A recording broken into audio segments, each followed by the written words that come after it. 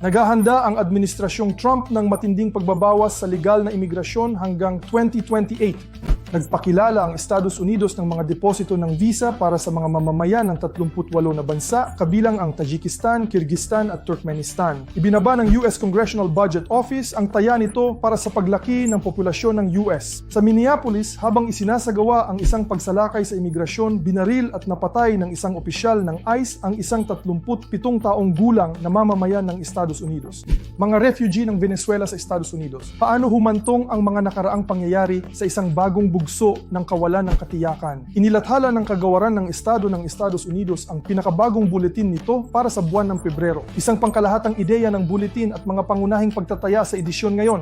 Naghahanda ang California na magpatupad ng bagong buwis sa kayamanan sa lalong madaling panahon, isang bagay na pinaghahandaan na ng mga mayayamang taga-California.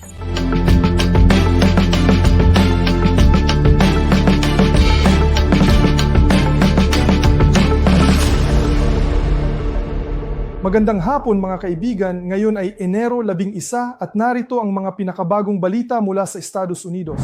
Isang malaking operasyon ng imigrasyon ang inilunsad sa Minneapolis kasunod ng isang iskandalo ng pandaraya sa kapakanan ng mamamayan.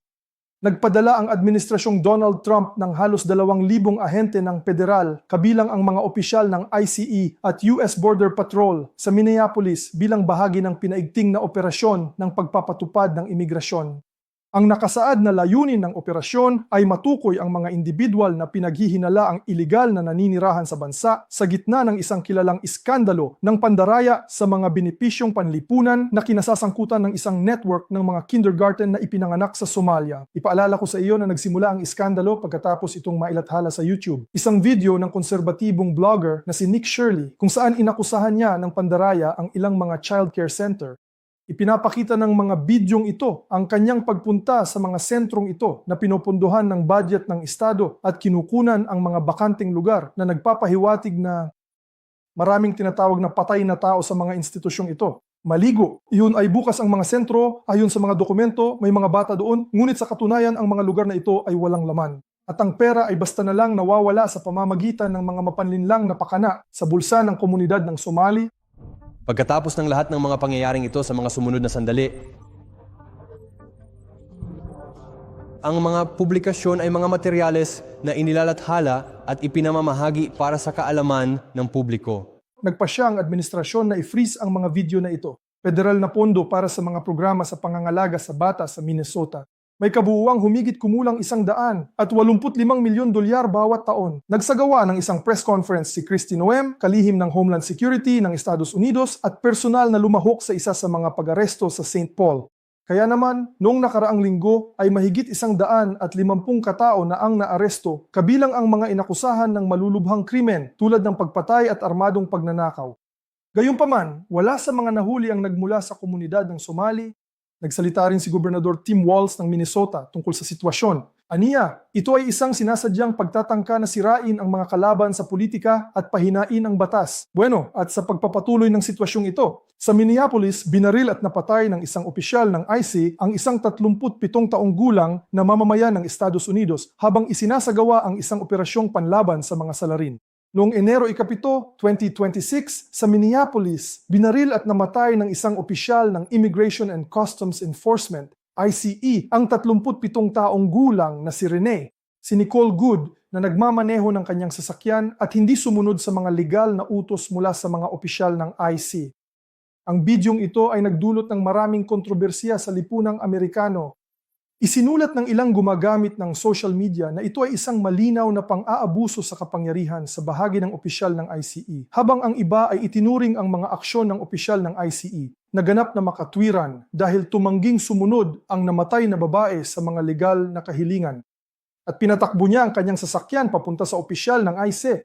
May iba pang mga video na kinunan mula sa ibang anggulo na lumabas din online at dito mo makikita na ang kotse ay talagang nakadirekta patungo sa opisyal ng ICE at sa isang punto ay bumangga pa nga sa kanya. Kung formal nating lalapitan ang kasong ito, kung gayon ang babae na nagmamaneho ng kotse, isang pinagmumula ng mas mataas na panganib ay sadyang itinuro ito sa isang empleyado ng tinatawag na pagpapatupad ng batas. Iyon ay isang opisyal ng pagpapatupad ng batas. At sa ganitong sitwasyon, ang empleyado ay may karapatang gumamit ng mga armas. Ngunit sa kabilang banda, dapat bigyang pansin ng isa ang antas ng banta sa buhay. At hanggang saan niya kayang kalkulahin ang bantang ito? May yelo sa lugar. Kalaunan lumitaw ang mga video na kinunan mismo ng empleyado ng ICE.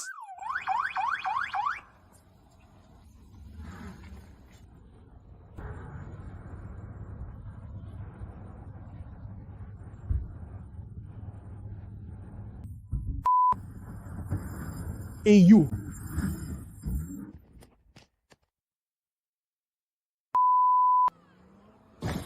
Sinabi ni Homeland Security Secretary Kristi Noem na umano'y tinutulungan ng mga opisyal ng ICE ang isang sasakyang natigil sa niyebe at pinipilit ng mga taong nanggugulo. Aniya, hinarangan ni Rene Good ang daanan ng mga ahente, tumangging sundin ang kanilang mga utos at ginamit ang kanyang sasakyan bilang sandata sa pagtatangkang sagasaan ang isang opisyal na tinawag ng ahensya na isang gawa ng terorismo sa loob ng bansa. Ayon sa opisyal na bersyon, ang bihasang ahente ay kumilos ayon sa mga tagubilin at nagpaputok ng 3 putok sa sandaling iyon nang ang bumper ng kotse natagpuan ng sarili sa tabi ng kanyang mga paa.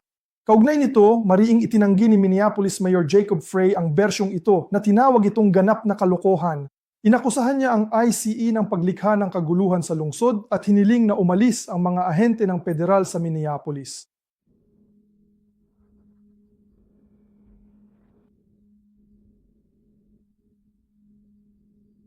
Sinuportahan din ni Donald Trump ang mga aksyon ng opisyal ng ICE at tinawag ang mga ito na makatwiran.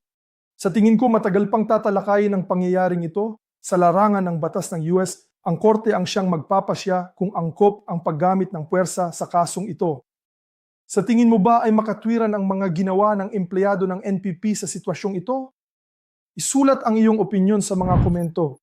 Iniulat ng Forbes na naghahanda ang administrasyong Donald Trump na bawasan ang dami ng legal na imigrasyon hanggang 2028. Ayon sa publikasyon, plano ng administrasyong Trump na bawasan ang legal na imigrasyon ng mahigit 600,000 katao sa 2026. Sa buong ikalawang termino ng pagkapangulo, kabilang sa mga pangunahing hakbang ang malaking pagbawas sa pagpasok ng mga refugee ng mahigit 100,000 katao taon-taon na maaring umabot sa hindi bababa sa 400,000 katao pagsapit ng 2028. Bukod pa rito, noong Disyembre 16, isang proklamasyon ng Pangulo ang nilagdaan na nagbabawal sa mga mamamayan ng Estados Unidos na sponsor ang pagpasok ng kanilang mga asawa, anak, magulang at kapatid mula sa 39 na bansa na bumubuo sa halos 20% ng lahat ng mga bansa sa mundo. Tinatantya ng mga analista na ang desisyong ito ay maaaring makabawas sa dami ng legal na imigrasyon ng humigit kumulang 200,000 katao sa loob ng 3 taon. Ang US Citizenship and Immigration Services ay inatasan na suriin ang lahat ng kaso ng mga mamamayan ng mga bansang ito simula Enero 20, 2021. Ayon sa publikasyon, naghahanda ang gobyerno ng US na i-deport ang hanggang 1,000,000 ilegal na imigrante taon-taon. Ang pag-aalis ng programang Temporary Protected Status na kilala rin bilang TPS at ang pag-aalis ng humanitarian parole para sa karamihan ng mga bansa. Sa kasalukuyan, hinuhulaan ng mga eksperto at ekonomista na ang mga aksyong ito ay maaaring magdulot ng malubhang pinsala sa ekonomiya ng US. Ayon sa National Foundation for American Policy, maaaring mawala ng Estados Unidos ng humigit kumulang 7 milyong manggagawa pagsapit ng 2028 at 16 na milyon pagsapit ng 2035. Ito ay hahantong sa pagbaba ng taunang antas ng paglago ng ekonomiya ng halos 1/4 at paglala ng pamantayan ng pamumuhay ng lahat ng mamamayan ng Estados Unidos. Hayaan ninyong ipaalala ko sa inyo na ang mga imigrante sa Estados Unidos ay tradisyonal na nakakatulong sa paglago ng lakas paggawa at pagtaas ng produktibidad, lalo na sa gitna ng tumatandang populasyon. Sinimulan na ng isang korte sa Washington ang pagrepaso sa pagtatangka ng administrasyong Trump na wakasan ng TPP para sa mga Haitian. Muling tinangka ng administrasyong Donald Trump na bawiin ang TPS o Temporary Protected Status para sa humigit kumulang 350,000 mamamayan ng Haiti na nakatakdang magwakas sa unang bahagi ng Pebrero 2026. Ang desisyong ito ang kasalukuyang sumasailalim sa pagsusuri ng hukuman sa federal na hukuman ng Washington, D.C. Kinuwestiyon ni Hukom Ana Rice kung binibigyang katwiran ba ng gobyerno ng US ang desisyon nito gamit lamang ang isang linya. Ayon sa isang kamakailang ulat ng UN, bumubuti ang sitwasyon ng seguridad sa Haiti. Sa partikular, binibigyang diin ng dokumento na kasunod ng pagpaslang sa halal na Pangulo noong 2021, isang mahalagang bahagi ng kabisera ng bansa ang kontrolado na. Mga gang at ang krisis sa humanitarian ay lalong lumalala. Sinasabi ng mga abogado na kumukwestiyon sa mga aksyon ng administrasyon na ang desisyon na bawiin ng TPS para sa mga Haitian ay hinihimok ng mga motibong pampolitika at pagkiling sa lahi sa halip na isang objetibong pagtatasa ng sitwasyon sa bansa. Nilayo ng hukom na magdesisyon sa isyung ito bago ang Pebrero 2026. Ipaalala ko sa inyo na ang kasong ito ay bahagi lamang ng mas malaking patakaran ni Donald Trump na bawiin ang katayuan ng TPS.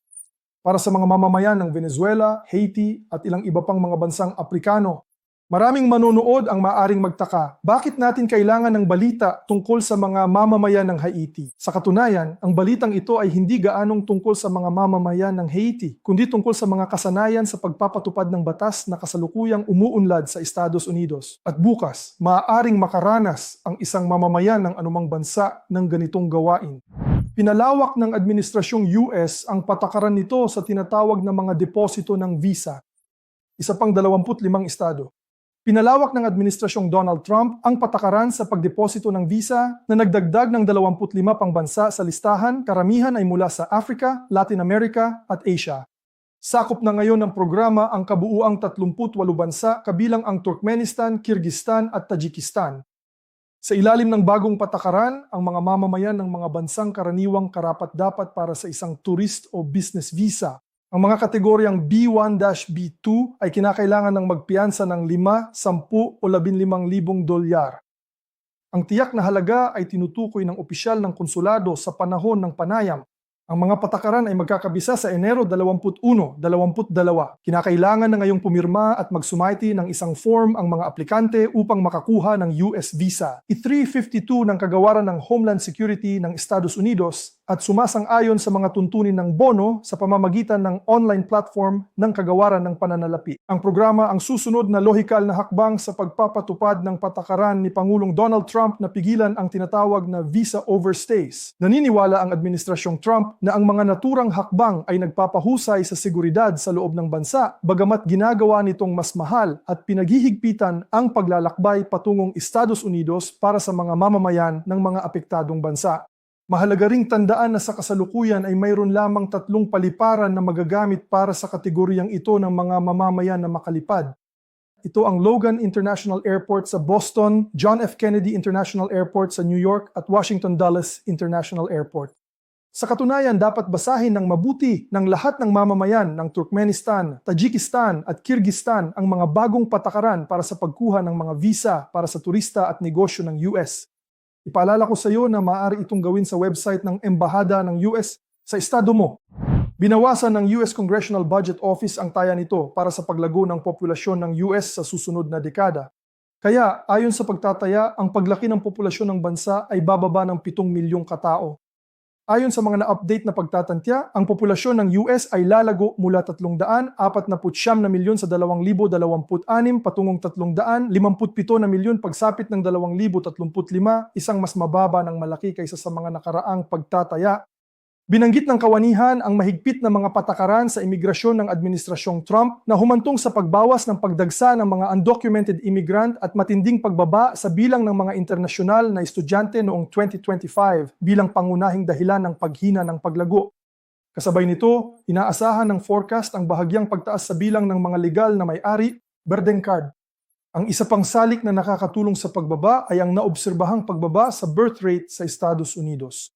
Hinuhulaan ng kawanihan na pagsapit ng 2030, ang taunang bilang ng mga kapanganakan sa Estados Unidos ay magiging mas mababa kaysa sa bilang ng mga pagkamatay na nangangahulugang potensyal na pagbaba ng populasyon sa kawalan ng migrasyon. Iniulat ng CNN ang mga problemang kinakaharap ng daan-daang libong Venezuelan sa Estados Unidos kasunod ng mga kamakailang pangyayari. Ayon sa publikasyon, mayroong humigit kumulang 770,000 na mga Venezuelan na may hindi pa naaayos na legal na katayuan sa Estados Unidos. Sa kabila ng katotohanan na sa mga lugar tulad ng Brooklyn, New York at lungsod ni Dorel, nasaksihan ng Florida ang malalaking pagdiriwang kasunod ng mga pangyayari sa Venezuela nang ang diktador na si Maduro ay dinakip ng mga autoridad ng US. Karamihan sa mga Venezuelan sa US ay nag-aalala na ang bansa ay mayroon pa ring mapang-aping aparato. pinamumunuan ng mga figurang tulad ni Delcy Rodriguez. Sinabi ni Homeland Security Secretary Kristi Noem sa Fox News Sunday na ang Venezuela ay naging mas malaya. Matapos ang pag-aresto kay Maduro, hinimok niya ang mga migrante na bumalik sa pamamagitan ng CBP Home App. Nilinaw din niya na ang mga taong pinagkaitan ng TPS ay maaaring mag-apply para sa refugee status. Kasabay nito, binibigyang diin ni Yusias na patuloy niyang isinasaalang-alang ang mga aplikasyon para sa asylum sa loob ng balangkas ng kasalukuyang batas at wala pang formal na pagbabago sa mga pamamaraan para sa mga mamamayan ng Venezuela. Ano sa palagay mo, kikilalanin kaya ng gobyerno ng US at ng mga korte ang Venezuela bilang malaya at ligtas? Naglatala ang kagawaran ng Estado ng Estados Unidos ng isang visa bulletin para sa Pebrero 2026. Batay sa pangkalahatang pananaw, ang prioridad sa pagsasaalang-alang ng mga kaso noong Pebrero ay ibinigay sa mga mamamayan, India at China. Ayon sa bulletin, ang mga visa na pinakamadaling makuha ay nananatili sa kategoryang AB1 o Priority Workers. Maaaring isumite ang mga dokumento ng walang pila. Para sa AB2 visa, ang waiting list ay 3 to 4 weeks. Ayon sa opisyal, may 25,000 aplikanteng naghihintay. Ang AB3 ay inaasahan ng 12,600 katao at ang AB4 naman ay 122,934 katao. Mahalaga ring tandaan ang ilang kawili-wiling impormasyon tungkol sa diversity visa para sa 2026. Kaya ayon sa isang bulletin na inilathala ng Kagawaran ng Estado ng Estados Unidos, ang programang Diversity Visa Lottery ay nagbibigay ng pag-issue ng hanggang 55,000 immigrant visa. Ang lahat ng visa ay ipinamamahagi sa 6 na rehiyong heograpikal. Sa kasong ito, ang tuntunin na hindi hihigit sa 7% ng mga visa bawat bansa ay nalalapat. Ito ay humigit kumulang 3,500 visa. Ang mga mamamayan ng CIS ay ang Russia, Ukraine, Kazakhstan, Belarus, Uzbekistan at iba pa at kabilang sa rehiyon ng Europa. Ang mga pangkalahatang tuntunin sa rehiyon ay nalalapat sa kanila ng walang anumang partikular na paghihigpit. Kaya 8,500 quota ang itinakda para sa rehiyon ng Europa noong Enero. Nangangahulugan ito na ang visa ay makukuha ng mga nanalo ng DV 2026 na may numerong mas mababa sa 8,500. Ipaalala ko sa inyo na sa kabila ng pagsuspinde ng pag-issue ng visa, aktibo pa rin ang programa at ang mga bansang CIS ay tinatanggap sa lottery na ito dahil ang mga mamamayan ng mga bansang ito ay hindi lumampas sa limitasyon sa nakalipas na 5 taon. Alinsunod dito, kung ikaw ay isang mamamayan ng CIS at nanalo sa Green Card Lottery noong 2026 sa lalong madaling panahon, isumite ang Form DS-260 at simulan ang paghahanda ng dokumento at medikal na eksaminasyon. Regular na tingnan ang newsletter ng Kagawaran ng Estado sa Travel State Gov o panoorin ang aming mga pahayagan. Tandaan po natin na ang pag-a-apply ng visa, ang DV 2026 ay dapat makumpleto ng hindi lalampas sa Setyembre 30, 2026. Gayun din, batay sa pinakabagong impormasyon, malaki ang posibilidad na ikaw ay imbitahan sa isang personal na panayam. Ipaalala ko sa iyo na dati, ang pamamaraang ito ay isinasagawa ng pili-pili. Ang sumunod na balita ay nagmula sa California. May mga planong magpatibay ng isang bagong buwis sa kayamanan doon sa malapit na hinaharap. Ang buwis na pinag-uusapan ay isang beses na 5% na buwis sa net worth ng mga bilyonaryo na residente ng California. Sa simula ng 2026, ipapaalala ko sa inyo na ito ang buwis na planong ipatupad kung aaprubahan ng mga botante ang kontrobersyal na buwis sa Nobyembre 2026. Ayon sa opisyal na datos, kasalukuyang mayroong humigit kumulang 200 opisyal na bilyonaryo na naninirahan sa California. Sa ngayon, maraming mayayamang taga-California ang naghahanda ng Plan B, ibig sabihin ang pagpapalit ng kanilang tirahan at pagpaparehistro upang bumoto. Sa ibang mga estado, inililipat nila ang kanilang mga VMI at mga medikal na record at nagtatatag ng mga bagong sentro na may mahahalagang interes. Kabilang sa mga pinakasikat na potensyal na nagbabayad ng buwis ay sina Mark Zuckerberg na may kayamanang humigit kumulang 12 bilyon, Jensen Huang na may 8 bilyon at Larry Page na may 12 bilyon. Ang mga nagpasimula ng panukalang batas na ito ay ang Union ng United Healthcare Workers. Ang panukalang batas ay tinatawag na Billionaires Tax Act 2026. Ang inaasahang epekto ng buwis na ito ay $100 bilyong sa loob ng 5 taon. Para maisulong ang batas na ito, kailangan ang 870 lagda. Libu-libong taga-California ang boboto pagsapit ng Nobyembre 2026. Hayagan ng tinutulan ni Gobernador Gavin Newsom ng California ang panukalang batas. Ang mga buwis sa yaman sa antas ng Estado ay lumilikha ng karera patungo sa pinakababa, aniya sa kanyang opisina. Kaugnay nito, sinimulan na ng oposisyon at ng kasalukuyang mga autoridad ang pagpopondo sa karerang ito. Sa tingin mo ba ay nagpapatupad ang California ng wealth tax? Isulat sa mga komento. Mga minamahal kong kaibigan, ang issue ngayon ay tungkol sa balitang ito. Sana ay nakatulong ito sa iyo. Kung mayroon kayong anumang komento o mungkahi, mangyaring isulat ang mga ito sa mga komento. Binabasa ko lahat ang mga ito at sinisikap kong sumagot sa tamang oras. Sana ay maging maayos ang lahat at good luck sa iyo.